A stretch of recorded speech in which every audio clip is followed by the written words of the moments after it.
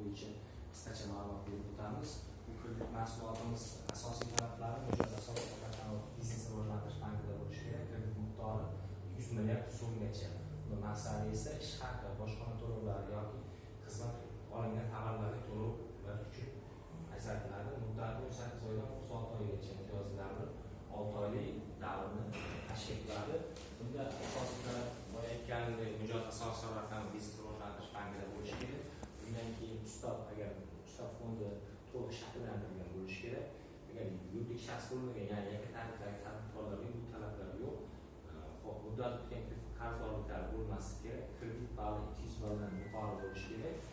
Bundan keyin 200 balldan yuqori bo'lishi kerak. So'ng bu mahsulot bo'yicha ya'ni so'nggi 90 kun ichida so'nggi 90 kunlik muddatga qarzdorliklar bir yil davomida bo'lmasligi kerak. 60 kundan oshgan esa 2 dan ortiq bo'lmasligi kerak.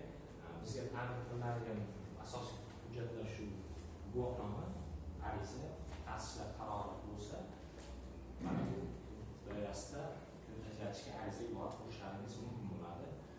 Agarda kimda savol bo'ladigan bo'lsa, bemalol savolga yo'llash mumkin. Savollar